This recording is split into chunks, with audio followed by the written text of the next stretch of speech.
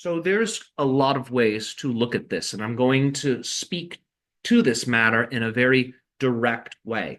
You are those 12. You have, in a sense, trapped yourselves here.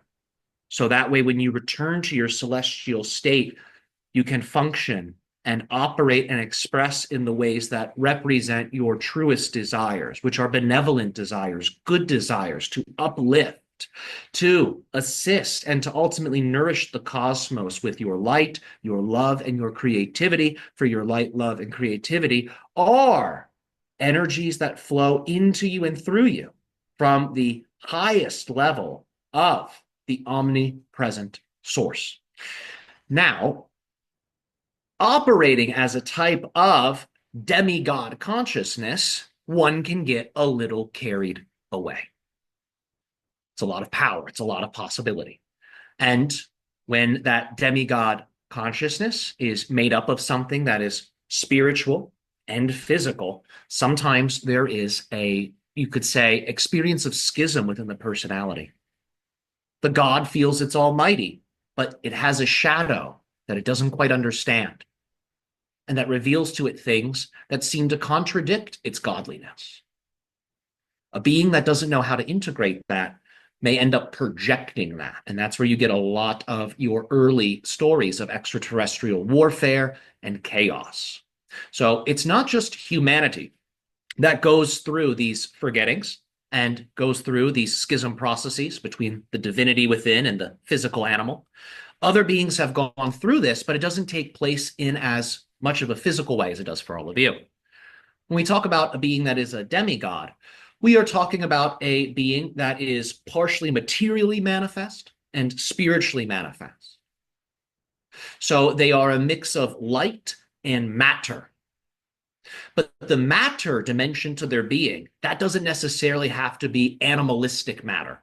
With humans, that is the case. The matter that makes up your bodies is genetically derived from another animalistic organism, you call Sasquatch or Bigfoot. But with these higher demigods, which you call the Elohim, their matter is made up simply of the cosmic elements that go into stars and planets. So they still have a lower self. They still have a type of material correspondence. They do not possess the same type of animal power, though. So it's important to keep that in mind. With that being said, they still have a duality. They still have light and dark. Therefore, they will still have some process of integration. Some of these demigods handled that process very well. They integrated it very nicely. Others did not, and they descended into denser frequencies of reality. And some of them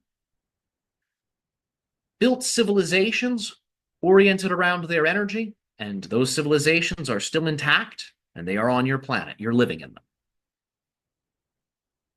So the gods that descended so they could work out their karmas here in the quasi-physical universe and in the physical universe.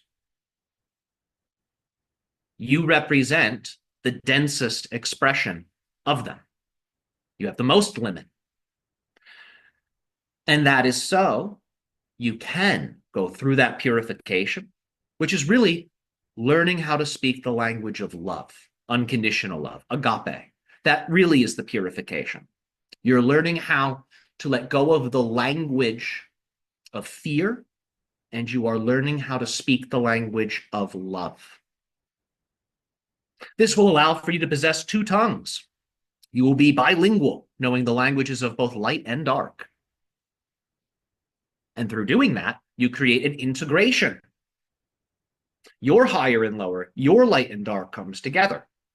That then sends a signal to the higher dimensional expressions of your consciousness, and the sense of physical limitation is lessened. If you complete that blending process, you liberate yourself from your own earth experience.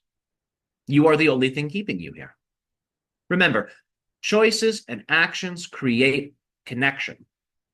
So if a person makes fear-based actions, if a person is making a lot of physical decisions that reinforce those fear-based actions, they're sort of entangling themselves with the earth in a very uncomfortable way. But if a person is taking love-based actions, if a person is seeking to be a steward of the garden, they become more like the heavens. They're embodying those higher virtues that you would otherwise embody if you weren't dealing with so much polarity and suffering. That comes from the misunderstandings of the polarity, largely. So when you become more like the heavens and when you channel that through into the earth, it's as if you raise your frequency and you're less affected by those limitations. If that process is continued over the course of the life, the person liberates themselves from earth. But it's really your own entrapment, your own liberation. But these are perhaps harsh words to describe it, because remember, many of these stories come from more martial times when the gods were battling the giants. These were combative times. So you'll find some of the descriptive language of the meanings spiritually from those times might mirror that. You're not really in prison, but you have agreed to be here on earth. You have agreed to take on certain limitations.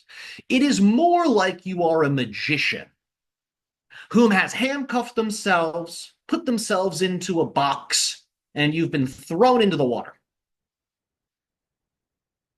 And you are a master escape artist magician. It's more like this, rather than some force punishing you and putting you here. You have all chosen the incarnational experience, so that way when you expand back up into the universe, it is glorious. Imagine expanding back into your God self, but the duality is not integrated. How long until that God ego gets triggered? And instead of screaming, "I don't like you," at a person, a meteorite is hurled. This is the consequence, you see. When beings evolve to that highest level, they become their own expression of the Godhead. So their influence is far-reaching. So it is important that the beings that reach that level have gone through that proper purification and integration process. The amount of limitation that you all chose on Maldek apparently was not enough because it was destroyed. The amount of limitation that you chose on Mars was not enough because, again, it was brought to a cataclysm.